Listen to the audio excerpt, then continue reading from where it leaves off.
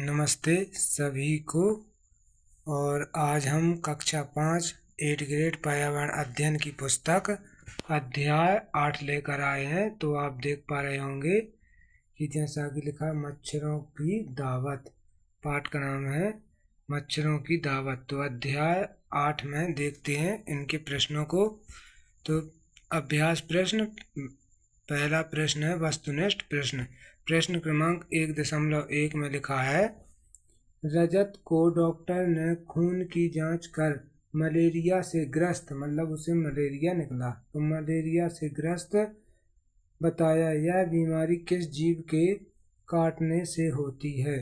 तो आपको बताना है कि मलेरिया बीमारी किस कारण होती है। पहला है एंडीज मच्छर के काटने से, दूसरा है मकड़ी, तीसरा है मक्खी, चौथा मादा एनोफिलिस मच्छर। तो किसके काटने से होती है? तो इसका राइट आंसर होगा ऑप्शन नंबर 4, मादा एनोफिलिस मच्छर। तो इसके काटने से क्या हो जाता है? मलेरिया हो जाता है। तो हमने यहाँ 4 नंबर लिखकर मादा एनोफिलिस मच्छर लिख दिया है।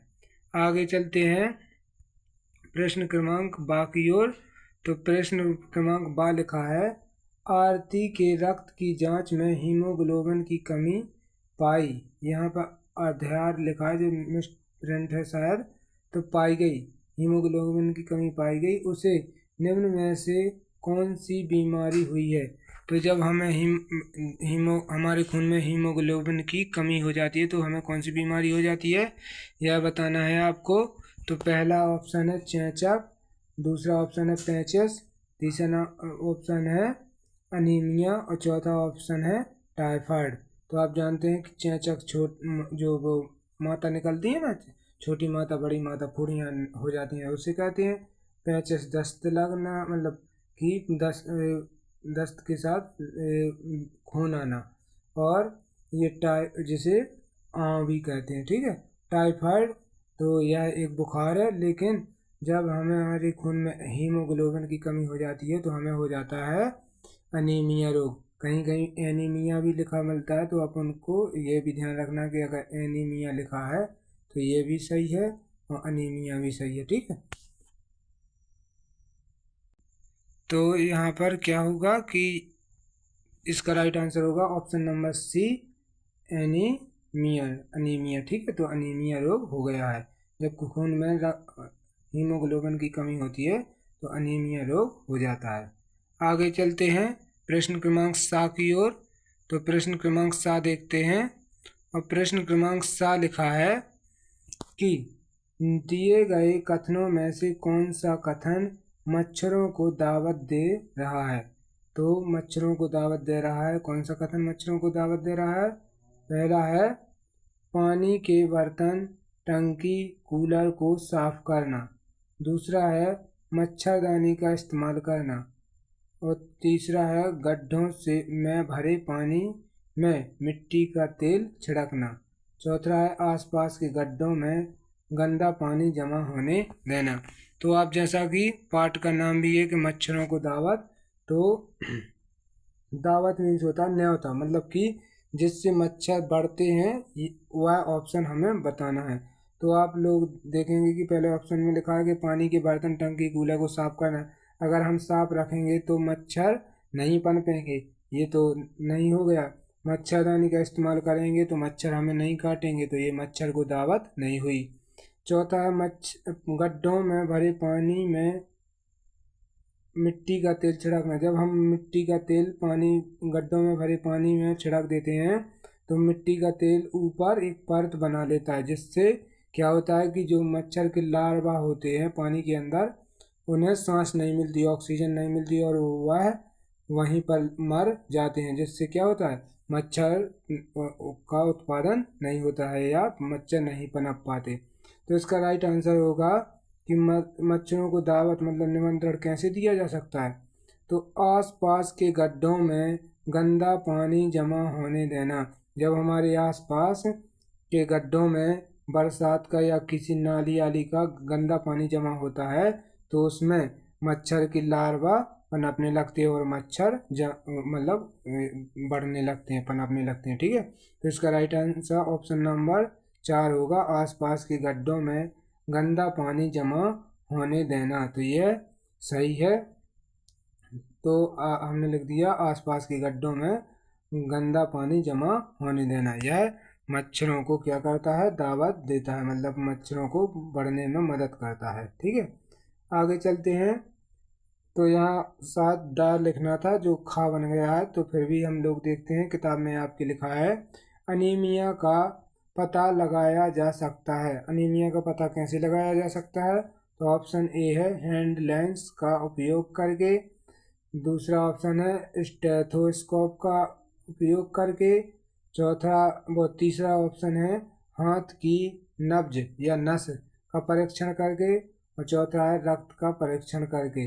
तो जो वो अनीमिया रोग है, यह कैसे पता चलता है? जब हम रक्त में हीमोग्लोबिन की परीक्षण करते हैं, मतलब कि हीमोग्लोबिन की कमी हो जाती है तो अनीमिया रोग होता है। तो इसका राइट आंसर होगा 4 नंबर, रक्त का परीक्षण करके हम अनीमिया रोग का पता लगा सकते हैं। तो इसका राइट आंसर नंबर 4 ऑप्शन सही हो जाएगा, और हमने 4 नंबर पर टिक भी कर दिया है। ठीक है, आगे चलते हैं। प्रश्न क्रमांक 1.2 रिक्त स्थान भरिए। तो जैसा कि पहला रिक्त स्थान है, रक्त में हीमोग्लोबिन की कमी के कारण खाली स्थान होता है। तो हम जैसा कि पहले भी डिस्कस कर चुके हैं कि जब रक्त में हीमोग्लोबिन की कमी हो जाती है तो अनीमिया रोग हो जाता है। अनीमिया या इसी को एनीमिया कहते हैं। ठीक है, हमने किताब में अनीमिया लिखा है तो हम उसे अनीमिया भी कह सकते हैं, अनीमिया, और एनीमिया भी कह सकते हैं। ठीक है, तो ये रक्त के में हीमोग्लोबिन की कमी से एनीमिया रोग हो जाता है। आगे चलते हैं प्रश्न रिक्त स्थान 2 की ओर। तो लिखा है मलेरिया की दवा बनाने के लिए खाली स्थान पेड़ की छाल का उपयोग किया जाता है। तो इसका राइट आंसर होगा सिनकोना पेड़।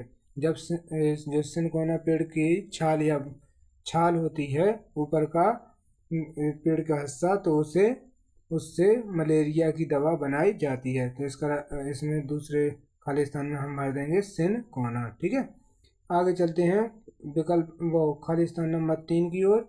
मच्छर पानी में अंडे देते हैं, उनसे निकलने वाले कीड़े को खाली स्थान कहते हैं। तो मच्छर पानी में अंडे देते हैं, उनसे निकलने वाले कीड़े मतलब कि जो मच्छर के बच्चे होते हैं, मच्छर के बच्चे जब अंडे फूटते हैं तो उनसे जो बच्चे निकलते हैं उनको क्या कहते हैं, यह पूछ रहा है। तो मच्छर पानी में अंडे देते हैं, उनसे निकलने वाले कीड़े को लार्वा कहते हैं। ये रा की रेफ है, तो क्या कहते हैं, लार्वा कहते हैं। तो जब मच्छर के अंडे फूटते हैं तो उनके बच्चों को क्या कहा जाता है, लार्वा कहा जाता है। तो हम विकल्प नंबर 3 में लार्वा भर देंगे। आगे चलते हैं विकल्प नंबर रिक्त स्थान 4 की ओर। तो लिखा मलेरिया की पहचान के लिए खाली स्थान परीक्षण किया जाता है। तो जब किसी को भी मलेरिया बुखार हुआ होगा तो आपको पता है कि हमारे हाथ से क्या निकाला जाता है, एक सुई चुभाकर खून निकाला जाता है। उस खून को एक कांच की प्लेट पर लगा लिया जाता है और फिर सूक्ष्मदर्शी से परीक्षण किया जाता है कि इसमें किस बुखार के जीवाणु हैं। तो इसमें मलेरिया की पहचान के लिए हम खून का मतलब खून या रक्त का परीक्षण करते हैं। हमने यहाँ कोष्ठक में रक्त लिखा है, तो आप लोग रक्त भी लिख सकते हैं या खून भी लिख सकते हैं। ठीक है, तो मलेरिया की पहचान के लिए खून परीक्षण किया जाता है। ठीक है, या खून या रक्त, दो में से एक कोई भी लिख लीजिए आप। ठीक, तो इस प्रकार आपके 4 खाली स्थान थे जो हो गए। पहले में एनीमिया, दूसरे में सिनकोना, तीसरे में लार्वा, चौथे में खून। ठीक है, आगे चलते हैं। तो अति लघुत्तरीय प्रश्न क्रमांक 2 लिखा है कि लौह तत्व प्राप्त करने के लिए आप भोजन में क्या क्या लेंगे। तो जो हमारे शरीर में लौह तत्व की कमी हो जाती है उसे प्राप्त करने के लिए हम भोजन में क्या क्या लेंगे। तो उत्तर है लौह तत्व प्राप्त करने के लिए हम गुड़, आंवला, पालक और अनार लेंगे। तो हमेशा याद रखना कि गुड़ में, आंवला में, पालक में जब हमें खून की कमी होती है तो हमें डॉक्टर हरी सब्जी में पालक खाने के लिए कहते हैं। तो पालक में आयरन होता है या लोहे होता है, और अनार में। तो इस प्रकार हमारा उत्तर होगा कि लोहे तत्व प्राप्त करने के लिए हम गुड़, आंवला, पालक और अनार लेंगे। ठीक है, तो इस प्रकार आपका प्रश्न क्रमांक 2 का उत्तर हो गया। आगे चलते हैं प्रश्न क्रमांक 3। तो लिखा है रोनाल्ड रॉस ने क्या किया था, मलेरिया के बुखार के जो जीवाणु होते हैं उनकी खोज की थी। ठीक है, तो रोनाल्ड रॉस को चिकित्सा के क्षेत्र में नोबेल पुरस्कार, एक पुरस्कार है जो दुनिया का सबसे बड़ा पुरस्कार है, वो नोबेल पुरस्कार। तो नोबेल पुरस्कार से क्यों सम्मानित किया गया था? तो है रोनाल्ड रॉस को चिकित्सा के क्षेत्र में नोबेल पुरस्कार से क्यों सम्मानित किया गया था, मतलब उन्हें नोबेल पुरस्कार क्यों दिया गया था? तो उत्तर है मलेरिया बुखार के जीवाणु की खोज के लिए रोनाल्ड रॉस को 1902 में नोबेल पुरस्कार से सम्मानित किया गया था। तो इसका राइट आंसर है मलेरिया के जीवाणु की खोज की थी उन्होंने, तो रोनाल्ड रॉस को 1902 में। ये भी आ सकता है आपके विकल्प में कि बताओ रोनाल्ड रॉस ने मलेरिया के जीव की खोज या मलेरिया के जीवाणु की खोज कब की थी? तो 1902 में की थी, इसी के लिए उन्हें नोबेल पुरस्कार से सम्मानित किया गया था। ठीक है, तो अगर ऐसा कुछ आता है तो आप इसका उत्तर इस प्रकार से लिख देंगे। ठीक है, तो इसको आप भर लीजिए। आगे चलते हैं प्रश्न क्रमांक 4 की ओर। तो प्रश्न क्रमांक 4 लिखा है पहेली बूझकर नाम लिखिए। तो बूझकर मतलब जानकर है, समझकर। तो उत्तर है सूक्ष्म जीवों को बड़ा दिखाऊं, सूक्ष्म जीवों को बड़ा दिखाऊं, मलेरिया की जांच में काम आऊं, और सोचो बच्चों में क्या कहलाऊं। सूक्ष्म जीवों को बड़ा दिखाऊं मतलब जो छोटे छोटे कीड़े हैं उनको बड़ा करके दिखाता है, और मलेरिया की जांच में काम आऊं, सोचो बच्चों मैं क्या कहलाऊं। तो इसका नाम है सूक्ष्मदर्शी। यह एक मशीन होती है, जब हमारे मलेरिया की जांच होती है तो खून में जो छोटे छोटे मलेरिया के जीवाणु होते हैं उनको देखने के लिए हम सूक्ष्मदर्शी या माइक्रोस्कोप का प्रयोग करते हैं। इसे इंग्लिश में माइक्रोस्कोप कहते हैं, हिंदी में सूक्ष्मदर्शी कहते हैं। ठीक है, तो ये मतलब जो मलेरिया के जीवाणु है वो खून में अपनी साधारण आंखों से नहीं देखे जा सकते, बल्कि उसे देखने के लिए सूक्ष्मदर्शी की जरूरत पड़ती है। सूक्ष्मदर्शी से हम लोग इसे देख पाते हैं। तो इसका राइट आंसर होगा सूक्ष्मदर्शी। ठीक है, आगे चलते हैं प्रश्न क्रमांक 5 की ओर। तो प्रश्न क्रमांक 5 लिखा है वर्ग पहेली में से मच्छरों द्वारा होने वाली बीमारियों के नाम ढूंढकर लिखिए। तो आप देख पा रहे होंगे, अभी पूरी नहीं दिखती, हम देख रहे हैं। तो आपको इस वर्ग पहेली में से, जो ये वर्ग पहेली बनी है, इस वर्ग पहेली में से जो मच्छरों के काटने से बीमारियां होती हैं उनके नाम ढूंढने हैं। तो जैसा कि हमने पहले ही सर्कल बना रखे हैं, तो पहला है डेंगू, डेंगू, और दूसरी डेंगू के बाद एक बीमारी है मलेरिया, एक बीमारी है चिकनगुनिया। तो ये तीनों बीमारियां मच्छर के काटने से होती हैं। तो डेंगू, मलेरिया और चिकनगुनिया हमने यहाँ पर लिख दिए हैं। ठीक है, तो ये मच्छर के काटने से होती हैं। तो ये यही पूछा कि मच्छरों द्वारा होने वाली बीमारियों के नाम ढूंढकर लिखिए। ठीक है, तो डेंगू, मलेरिया, चिकनगुनिया। ठीक, आगे चलते हैं प्रश्न क्रमांक 6 की ओर। तो प्रश्न क्रमांक 6 है रोहन के घर के सामने गड्ढे में बहुत दिनों से पानी भरा था, उसके चाचा ने गड्ढे में मिट्टी का तेल छिड़का क्यों? तो उत्तर है कि बताओ मतलब गड्ढे में जो पानी भरा था उसके ऊपर उसके चाचा ने मिट्टी का तेल क्यों छिड़का होगा? तो उत्तर है पानी पर मिट्टी का तेल छिड़कने से तेल की एक पतली परत बन जाती है, मतलब पानी के ऊपर तेल की एक पतली परत बन जाती है, जिससे ऑक्सीजन न मिलने के कारण मच्छर के लार्वे, ये रा लिखा है, खा नहीं समझना इसको, लार्वे मर जाते हैं। ठीक है, तो हम इसका राइट आंसर लिखेंगे इस प्रकार। अब आप अच्छे से देख पा रहे होंगे कि पानी पर मिट्टी का तेल छिड़कने से तेल की एक पतली परत बन जाती है, जिससे ऑक्सीजन न मिलने के कारण मच्छर के लार्वे मर जाते हैं। ये लार्वे लिखा है, ठीक है, तो आप इसको लिख लीजिए। आगे चलते हैं प्रश्न क्रमांक 7 की ओर।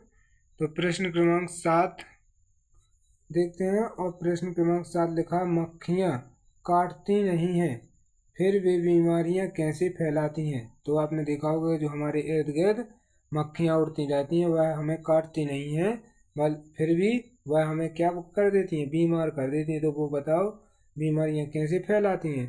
तो उत्तर है मक्खियाँ गंदी जगहों पर बैठती हैं, ठीक है, तो जहाँ गंदगी डली होती है तो उस पर मक्खियाँ बैठ जाती हैं। तो कीटाणु उनके पैरों पर चिपक जाते हैं, जो छोटे छोटे कीटाणु होते हैं बीमारी फैलाने वाले, वह उनके पैरों पर चिपक जाते हैं। जब वही मक्खियाँ हमारे खाने पर बैठती हैं, मतलब हमारे भोजन पर बैठती हैं, तो खाने पर बैठती हैं तो कीटाणु खाने में चले जाते हैं। तो जब मक्खियाँ हमारे मतलब वो हमारे भोजन पर बैठती हैं तो वो कीटाणु जो उनके पैरों में लगे होते हैं वो क्या होते हैं, हमारे खाने में चले जाते हैं, जिसे खाने से हम बीमार हो जाते हैं। जिसे खाने से क्या होता है, हम बीमार हो जाते हैं। इस प्रकार मक्खियाँ बीमारी फैलाती हैं। अब आप इसको बहुत अच्छे से लिख सकते हैं कि मक्खियाँ गंदी जगहों पर बैठती हैं तो कीटाणु उनके पैरों पर चिपक जाते हैं।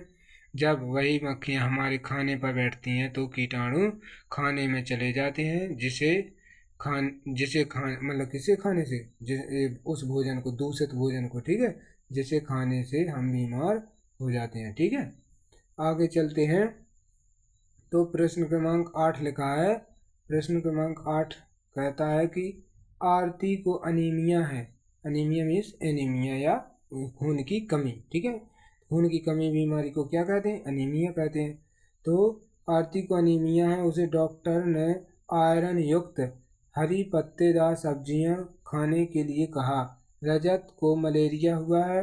आपके अनुसार हरी पत्तेदार सब्जियां खाने से रजत का मलेरिया भी ठीक हो सकता है या नहीं, क्यों।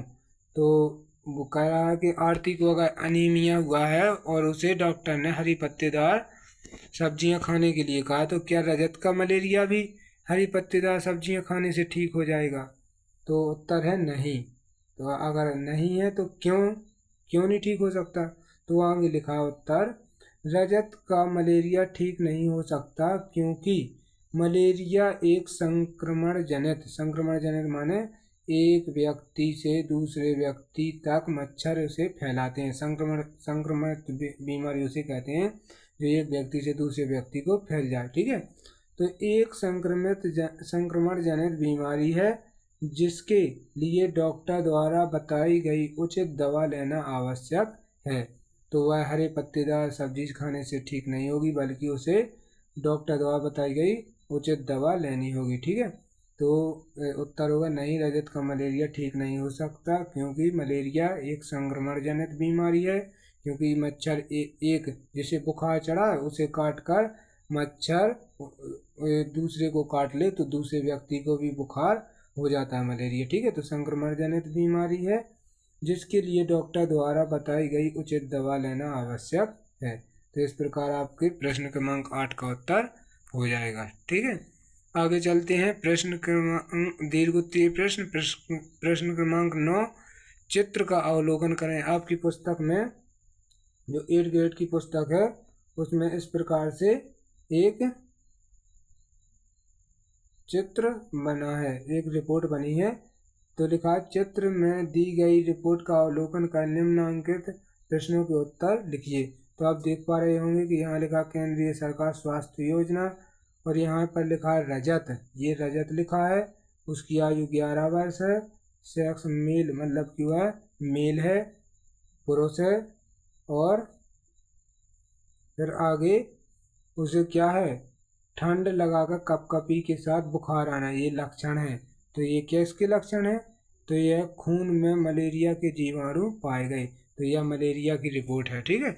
तो आगे देखते हैं अब इसके प्रश्नों को। इसी रिपोर्ट से संबंधित प्रश्न है तो जिन पर हमने चर्चा की है। रजत नाम है, 11 साल है और पुरुष है, और यह मतलब ठंड लगाकर ठंड लगाकर कपकपी के साथ बुखार आता है।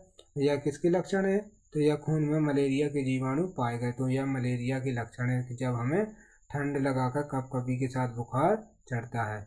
तो आगे चलते हैं। तो आगे हम लोग देखते हैं इसके प्रश्नों को।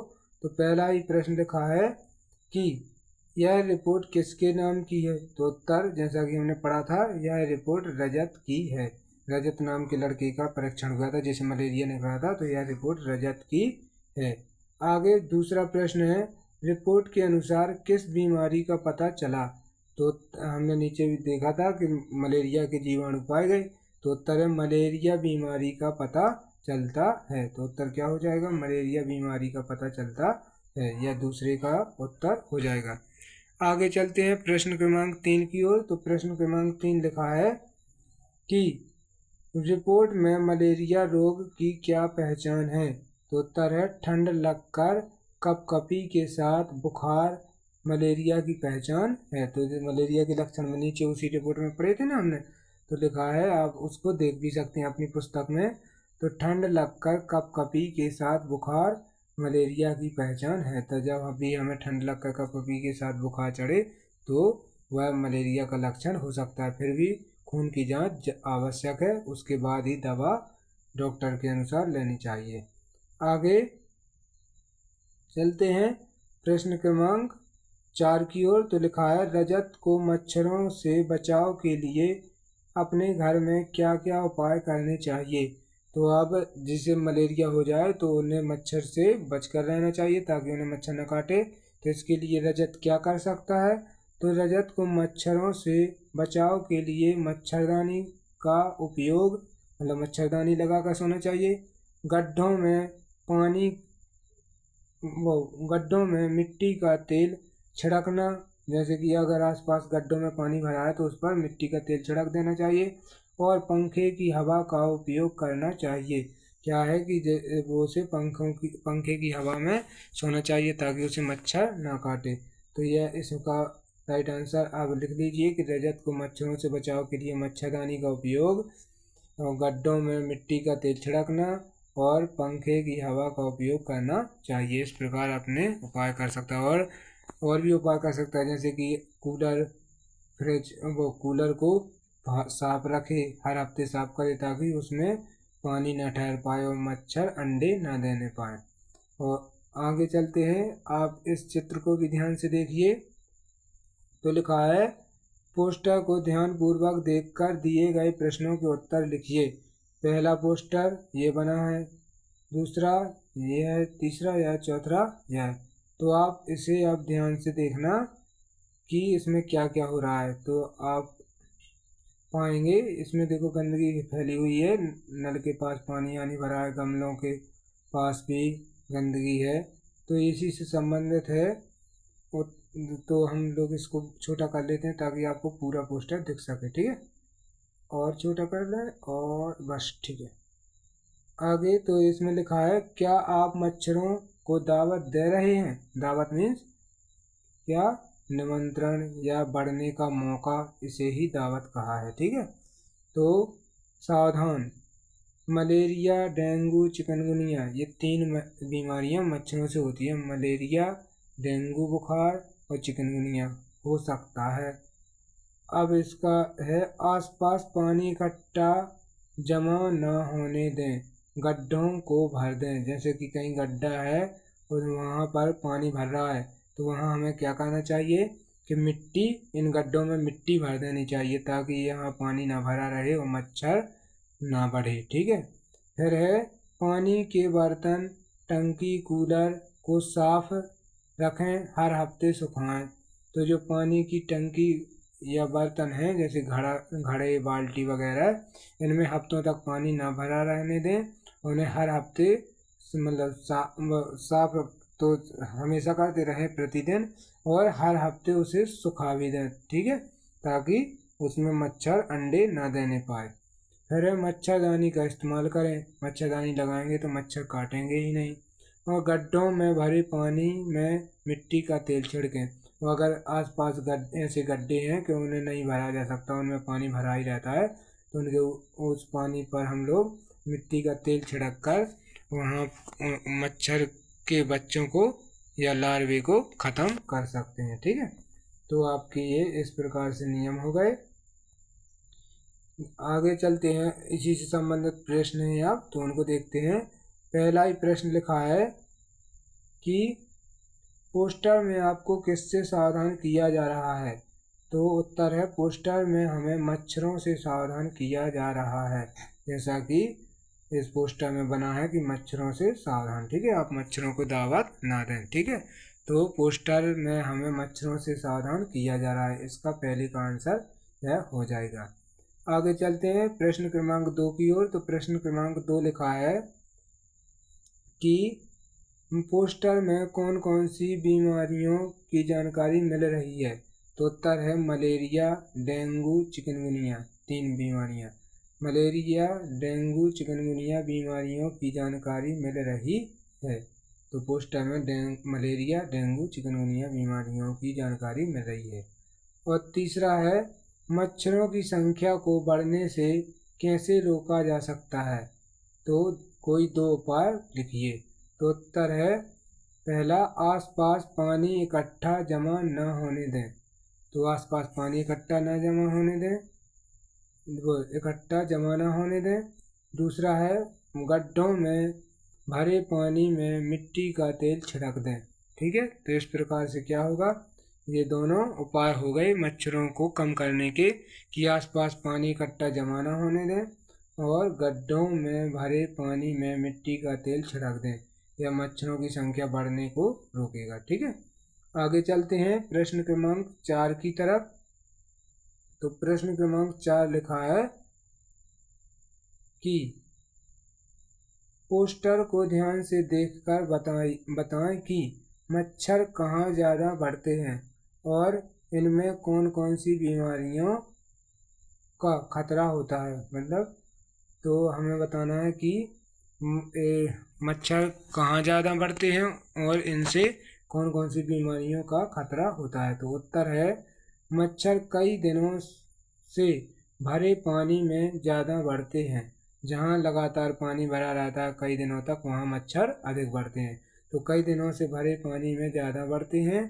इनसे मलेरिया, डेंगू, चिकनगुनिया बीमारियों का खतरा होता है। ठीक है, तो इनसे क्या होता है कि मलेरिया, डेंगू, चिकनगुनिया, यहाँ लिखा ना कौन, इसमें 2 प्रश्न है, कहाँ ज़्यादा बढ़ते हैं। तो जहाँ ज़्यादा पानी भरा रहता है वहाँ बढ़ते हैं। और कौन कौन सी बीमारियाँ का खतरा होता है? तो मलेरिया, डेंगू, चिकनगुनिया बीमारियों का खतरा होता है। ठीक है, तो जैसा प्रश्न पूछे वैसे ही हमें उत्तर लिखना है। ठीक है, तो आप इसको लिख लीजिए। आगे चलते हैं, अब आपका पाठ पूरा होता है। तो आपको एक बात और बता दें कि अगर आपको वीडियो मिक्स मिल रहे हैं तो आप चैनल पर पहुंचकर प्ले लिस्ट में पहुंचें। तो हम जैसा कि बता रहे हैं आपको कैसे पहुंचना है प्ले लिस्ट में। तो आप देखेंगे कि इस प्रकार से जब YouTube में जाते हैं तो यहाँ पर हम लोग सर्च करेंगे